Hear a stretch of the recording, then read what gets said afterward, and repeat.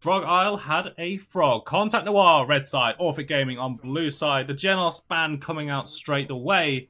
And, Frog Isle, this seems to be a map that Contact Noir really, really favour. We've seen them bring it out multiple times over the weeks.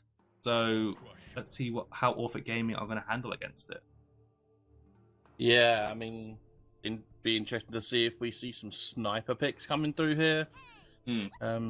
Typically kind of favourable.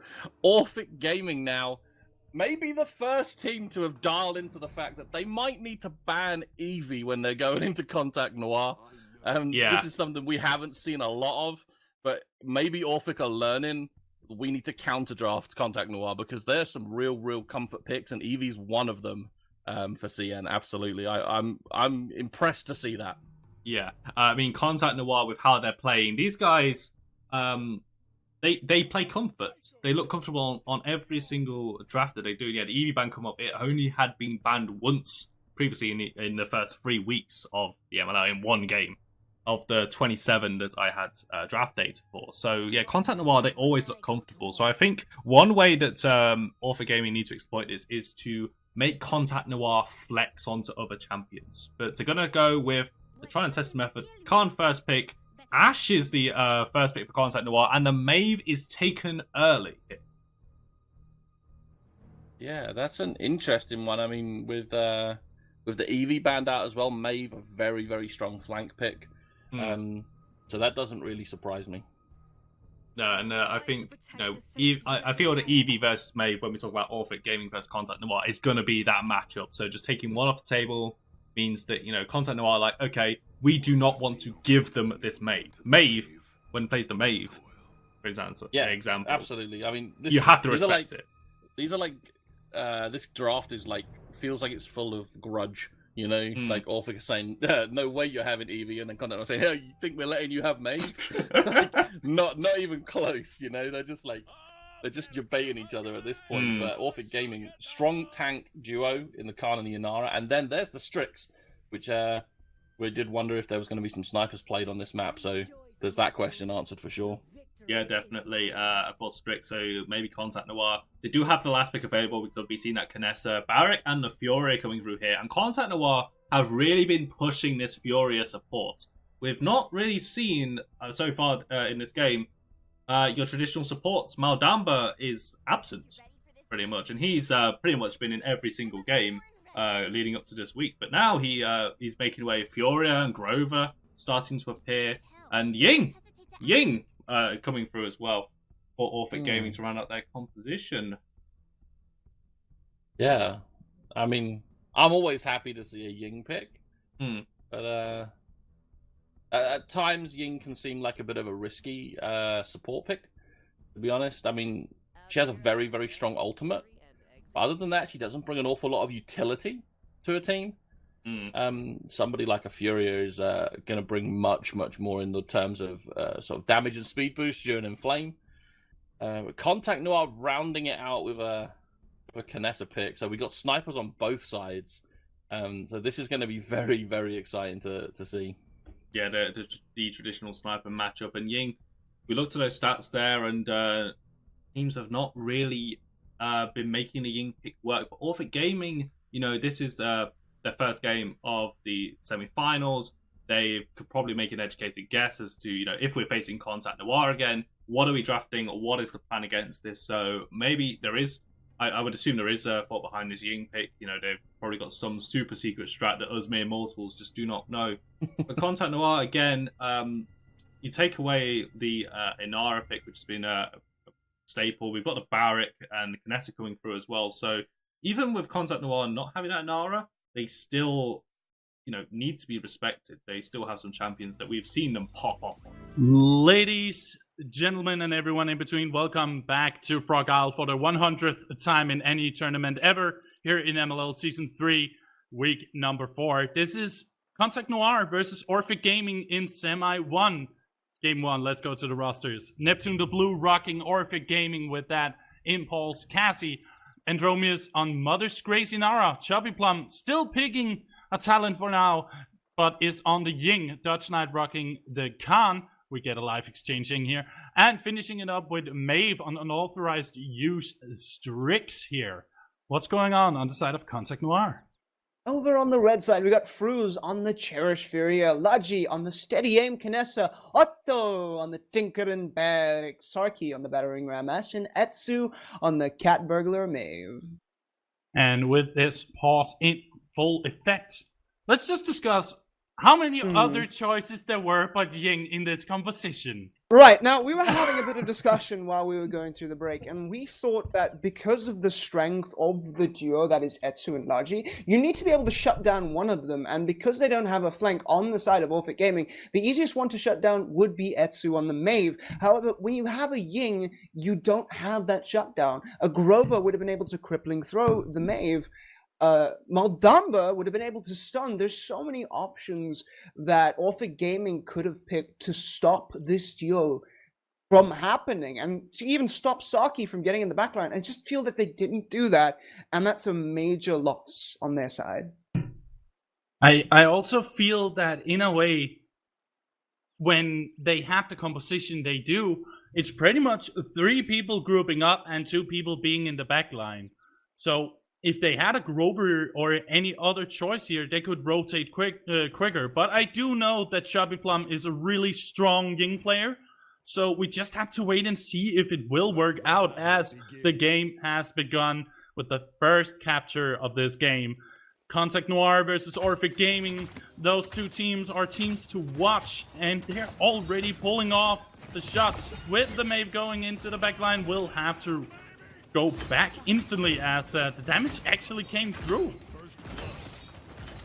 Wow, okay, that was surprising for me. Just seeing the Cassie burst from Neptune, just like shutting down the Maeve and basically being begone from my sight. And obviously Maeve following up, finding the pickups. Maeve is popping off at the moment, finding Etsu now. I think we may have been a bit mistaken. Instead of going for any kind of CC and utility, Orphic have just gone, well, there's damage. You have to buy Haven now. Good luck with that. Damage is the best defense. It's the best utility. I mean, you can kill them in one way or another, slowly or fast. Like you can even choose yourself. And in this very case, it looks to be Etsu being pressured a little bit by the backliners Neptune and Dutch Knight, respectively, on the Khan and the Cassie. But nonetheless, Sarki said goodbye as Neptune got thrown off the point right after having the dodge used. That's not really beneficial for the side of Orphic as Contact Noir gains control. There we saw that exactly the plan from the beginning. Etsu just completely ignoring Cassie and Cassie and Khan, and just diving straight into the back line. Not a care in the world. I've got damage, I've got Cat Burglar, I've got Prowl. There is nothing you can do to stop me. And unfortunately, Maeve did try to throw out the flashbang, but it wasn't enough. It was too late. The daggers were already in the air. And it kind of is all over from there. Once again, just not able to shut down Etsu on this Maeve, on the side of Orphic. They have more than enough time available on the side of Contact Noir to pull it off, but no, Sarki! I saw that assert dominance. That's for the highlight reel, folks. Trying to assert dominance to get back on track, and then the map collision says no. Ladies and gentlemen, can we get your best Vox impressions in the chat? Ladies and gentlemen, this is your top 5 Paladins plays of the week. Here we have Sarki on the Ash. I like when an assert dominance goes that way, because it just proves how finicky it can be sometimes when you use that ult. Sometimes it connects, sometimes it really doesn't. And that was one of those cases. Contact Noir pushing forward. Sarki don't have any care in the world. Look at that. That's the end of Dutch Knight and Maeve and Neptune. They're cleaning up. It's a cleanup crew. They are here with the pest control and wow, okay, they do have some strong chemicals in their base. Let me just tell you. Once again, guys, this is very important to consider when you're building a team comp. You need to have some kind of damage. Saki goes off the edge again. Khan having none of that whatsoever. But it's just very important to have some CC, some utility in your backline so that you can stop your opponents from just coming at you with overwhelming aggression. And it just feels like Orphic don't have it here, but they're holding out nonetheless, just showing that they have skill above everything else. They have experience. They know what Contact Noir are trying to do, and they're dueling like mad here. Maeve obviously trying to win their sniper battle, but the Inflame coming out from Furia, this could be it for Orphic Gaming. Maeve really low, but trying to fight it out with Sarky. Sadly, it won't go his way. It's a full-on team wipe with only Chubby Plum back in base, and Contact Noir pushes this through. Actually, let me scratch that. Latchy, he wasn't done yet. He was like, come over here, son. And they had a little talk one-on-one and ended in the spawn a little bit quicker than necessary. Yeah. I mean, how can you cover this area? Like, right now it seems like there's a wall all around Contact Noir, and they're not letting you in. They're not lowering their gates for you. It's a very spiky wall too. It hurts when it pushes into you, and that spiky wall's name is Ash, and the spikes themselves, their names are Maeve, and it's very unfortunate because we see a team with experience like Orphic trying to do something different, trying to play more experimental picks, and it just sometimes it doesn't work out, and as we see in the situation. However, it's still 2-0. We've seen the comeback mechanic work in favor of teams before as we head into the second fight. Andromeda is pulling off the seismic crash, assuring Etsu's demise for now. Otto getting low, has to rocket boots out of there to get a little bit of shielding to get back into the fight. Latch and Verso have both been getting a kill each, and now it's 4 kills for none. Yeah, full-on team wipe, delayed, but still. Contact Noir are saying no. Once again, we just see this team feels like they were built on aggression, but obviously the strong rock of being through is just an incredibly aggressive healer. Like everyone in this team, we've seen them pop up, we've seen them make plays. They know how to capitalize on their opponent's mistakes and just push in like you've never seen before. Contact Noir loves their 4-0s, and I think the way to beat them is to just slow them down because their comps are generally very top-heavy.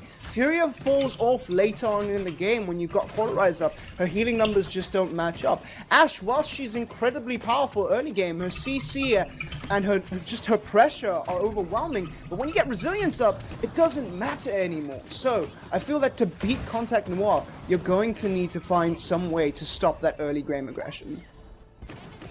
Aggression they shall receive. Orphic Gaming are all in base, thinking about their next strategic move.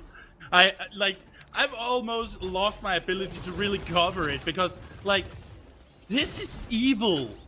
Like, we've reached from competition to rivalry to pure evil, and that's what Contact Noir are doing right now. Pure concentrated evil. Sarky pulling off right here on the back line, giving a little bit of damage while Etsu does his thing, and Otto gets a hold on to Maeve. They don't have any pressure going on for them over on Orphic, sadly. Dutch Knight will try to cover the point to not get it to a 4-0, and here's Andromeda's here to take it off once again. Hopefully we get a bit of slowdown here. Both frontliners are alive for the side of Orphic. This could be a bit of a win scenario if they manage to hold out. But once again, Sarky's there with her burst, with her damage, with just the pressure she brings, and she's knocking everyone away from the point, and it's going to be a win for Contact Noir.